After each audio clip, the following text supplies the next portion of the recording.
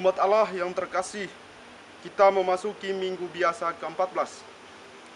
Bacaan-bacaan suci pada hari ini adalah tentang ajakan atau undangan. Di tengah situasi pandemi ini, kita diundang untuk terus bersatu dalam iman akan Yesus Kristus.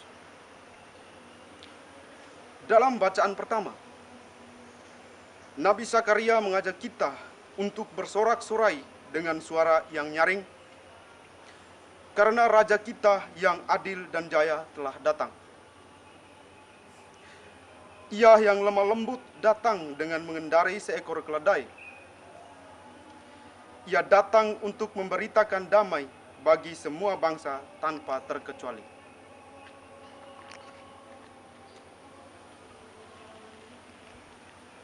Pada bacaan kedua, Rasul Paulus dalam suratnya kepada jemaat di Roma mengajak kita untuk hidup dalam roh.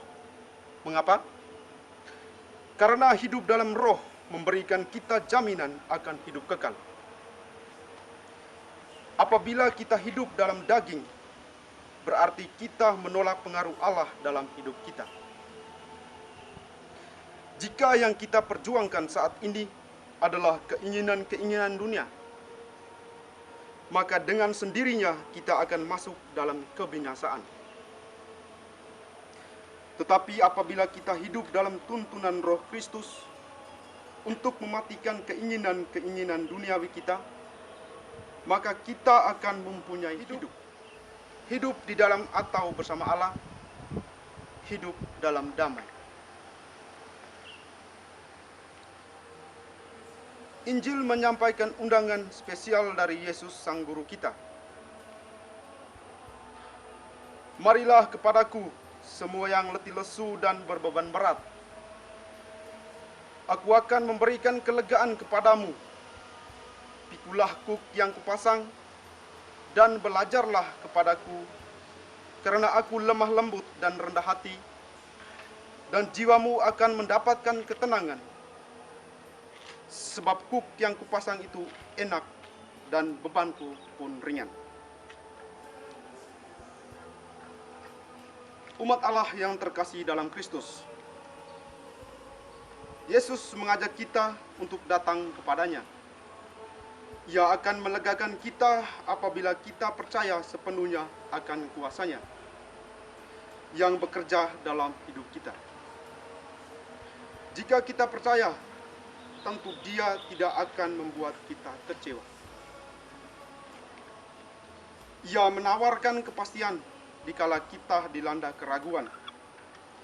Ia tidak pernah mengurangi cintanya untuk kita. Mengapa? Karena ia tidak dapat mengingkari dirinya sendiri yang adalah asal dari cinta itu.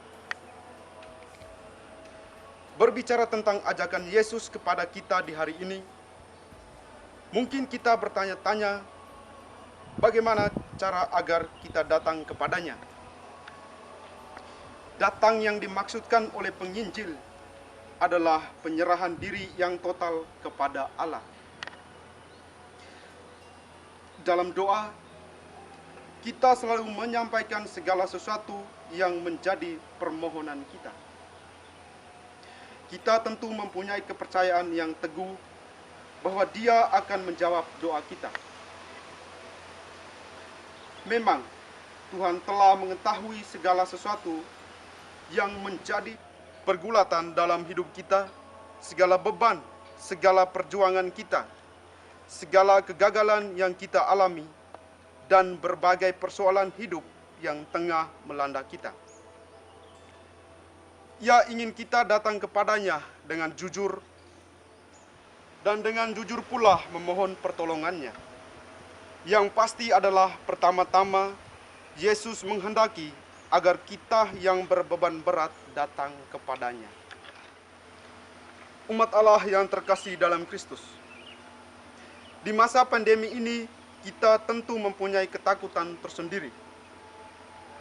Di sisi lain, mungkin ada kekecewaan yang muncul.